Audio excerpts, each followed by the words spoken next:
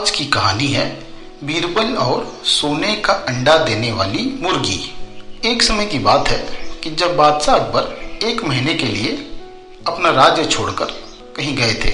अब अकबर ने सोचा कि कहीं ये गद्दी खाली ना रह जाए, इसलिए उन्होंने 1 महीने के लिए सलीम को राज्य सिंहासन की जिम्मेदारी सौंप दी और उनके साथ बीरबल को मिलकर सही निर्णय लेने का काम भी सौंप दिया। अब चूंकि सलीम अभी नादान था, अब अकबर के राज्य से जाने के बाद वहीं राज्य के रसोइये ने एक विचित्र बात राजकुमार सलीम को बताई। उसने कहा कि राजकुमार, मैंने जो मुर्गियां पाली है उनमें से एक मुर्गी सोने का अंडा देती है।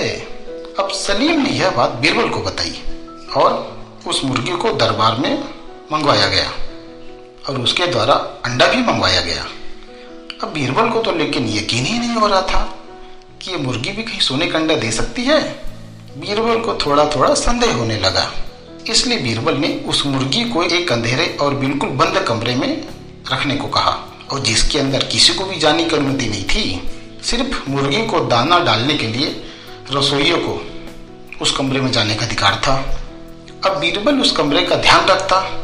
अब जब रसोइया मुर्गी के पास दाना डालने के लिए जाता तो उसकी अच्छे तरीके से तलाशी ली जाती कि कहीं रसोइया ही इस मुर्गी के नीचे अंडा तो नहीं रख देता है सोने का।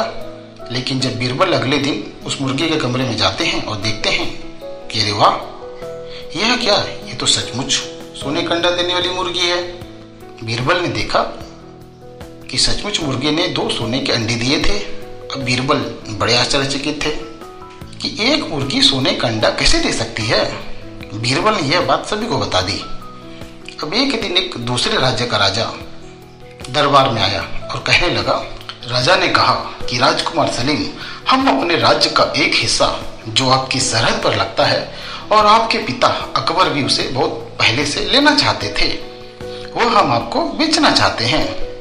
और मैंने ये भी सुना है कि अब तो आपके पास सोने का अंडा देने वाली मुर्गी भी है, तो आप उस जमीन का सौदा बहुत अच्छे से कर सकते हैं। अब सलीम ने सोचा कि अगर मैं इस जमीन को खरीद लूंगा तो मेरे पिता बहुत खुश होंगे और मेरे पास तो अब सोने का अंडा देने वाली मुर्गी भी है, तो मेरे पास अब पैसे की कोई कमी नहीं है। अब लेकिन उस जमीन की कीमत बहुत ज़्यादा थी। अकबर का पूरा धन भी खत्म हो जाता और जब धन खत्म हो जाता तो कोई भी उनके ऊपर आक्रमण कर सकता था और राज्य पे कब्जा आसानी से कर सकता था। अब बीरबल ने यह खतरा तुरंत भांप लिया और सलीम से कहा कि राजकुमार, निर्णय लेने में कृपया जल्दबाजी ना करें। अब सलीम ने वैसा ही किया। अब बीरबल ने उस मुर्गी की अब सच्चाई जानने का निर्णय नहीं लिया और मुर्गी के कमरे में छिप कर बैठ गए। अब बीरबल ने देखा दूसरे राज्य का राजा जो हमारे दरबार में आया हुआ था, उसी का पाला हुआ जो बाज वो अंडे लेकर रोशनदान के रास्ते अंदर आता और रसोइया उन्हें मुर्गी की टोकरी में रख देता था। अब बीरबल को यह पता चल चुका था कि आखिर में अब माजरा क्या है। अब बीरबल ने यह बात किसी को नहीं बताई और अगले दिन उस राज्य के राजा को सभा में यह कहकर बुलाया कि हम आपकी जमीन खरीद लेंगे। और किस्मत से उसी दिन बादशाह अकबर भी राज्य का काम धाम निपटाकर अपने राज्य वापस आ गए। अब बीरबल ने सभी के सामने उस राजा का पर्दाफाश किया। अकबर पूछते हैं कि मेरे जाने के बाद क्या हुआ बीरबल? बीरबल ने जवाब दिया कि महाराज, हमारे रसोइये ने हमारे साथ धोखा किया है। उसने इस राजा के साथ मिलकर सोने की अंडे देने वाली मुर्गी का एक षड्यंत्र रचकर हमारे खजाने को खाली करके हमारे राज्य पर आक्रमण करने का प्लान बनाया था। अगर सलीम वह जमीन खरीद लेते तो हमारा खजाना खाली हो जाता और यह राजा अपनी सेना के साथ मिलकर हमारे राज्य पर कब्जा कर लेता। अकबर के आदेशानुसार उस रसोइये और उस राजा को बंदी बना लिया गया और इस मुश्किल का हल बीरबल के सिवा और कोई नहीं निकाल सकता था। सभी ने समझ लिया था कि सच में यह मुर्गी सोने का अंडा देती है। अकबर ने भी हंसते हुए उस राजा से कहा कि जब तक हमारे पास बीरबल है, हमारे राज्य को कोई हरा नहीं सकता।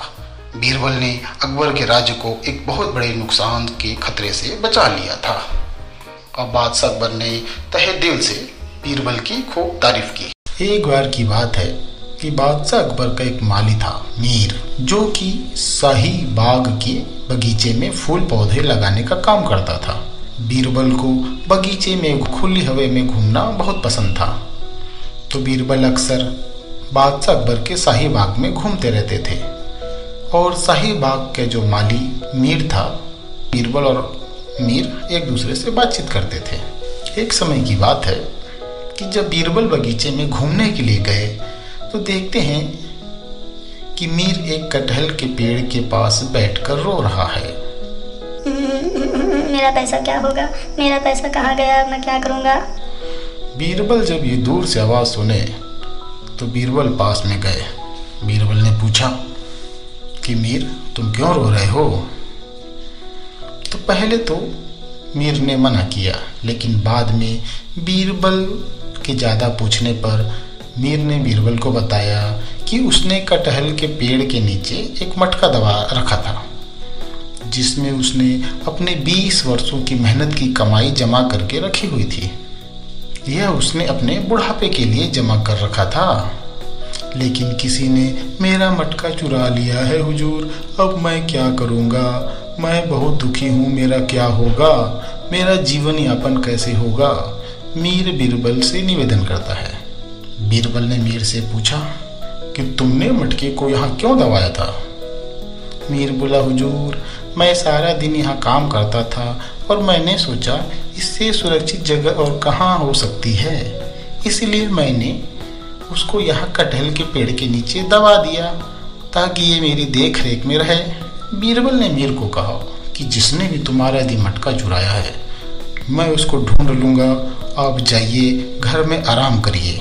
फिर बीरबल महल में आ गए और इसके बारे में काफ़ी सोचा।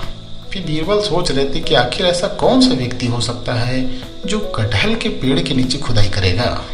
इसके बाद जब दरबार लगा तो बीरबल ने अकबर को मीर के मटके की चोरी की सारी बात बताई। अब बीरबल ने दरबार में मौजूद सभी मंत्रियों से पूछा, जो अक्सर शाही बगीचे का इस्तेमाल करते थे, कि किसी को भी अभी 1 से 2 दिनों के अंदर कोई बीमारी हुई थी क्या? बीरबल ने वहाँ दरबार में उपस्थित मंत्रियों से पूछा। तभी उनमें एक मंत्री ने बोला, हाँ, मुझे गले में दर्द था। बीरबल ने पूछा, तो आपने क्या किया? तो मंत्री ने कहा, हुजूर, कि उसकी बीवी ने एक काढ़ा बनाया था, वो अपने मायके से लेके आई थी। तभी एक दूसरे मंत्री ने बोला कि हुजूर, मुझे कब्ज़े की शिकायत थी। तो बीरबल ने पूछा कि तुमने क्या किया? तो मंत्री बोला कि एक वैद्य जी हैं, मैंने उनसे दवा ली जिसका प्रयोग करके मैं पूरी तरह ठीक हो गया। बीरबल ने उस वैद्य को बुलाने को कहा। बीरबल ने वैद्य से पूछा कि तुमने मंत्री को कब्ज़ की दवा दी थी? वैद्य बोला, जी हाँ हुजूर, मैंने उनको दवा दी थी।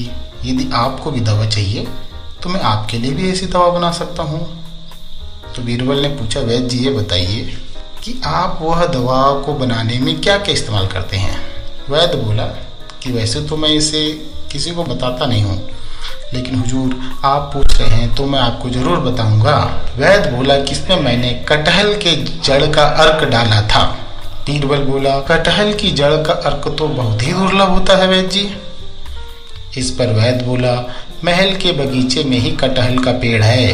बीरबल ने वैद्य से तुरंत मटके के बारे में पूछा तो उसने सच बता दिया कि हुजूर मुझे माफ़ कर दीजिए, वह मटका मैंने ही लिया था। जब मैं कटहल के पेड़ की जड़ की खुदाई कर रहा था तो मुझे खुदाई के दौरान वहाँ मटका मिला, जिसे मैंने सोचा कि किसी का नहीं है, मैंने रख लिया। बीरबल ने तुरंत मीर को बुलाया और उससे पूछा कि तुम्हारे मटके में कितने सोने के सिक्के थे मीर?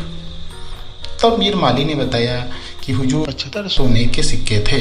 तो बीरबल ने कहा, उसमें से तुमको 10 सोने के सिक्के कम मिलेंगे मीर, क्योंकि तुमने ऐसी जगह पर सोने के सिक्के को रखा था।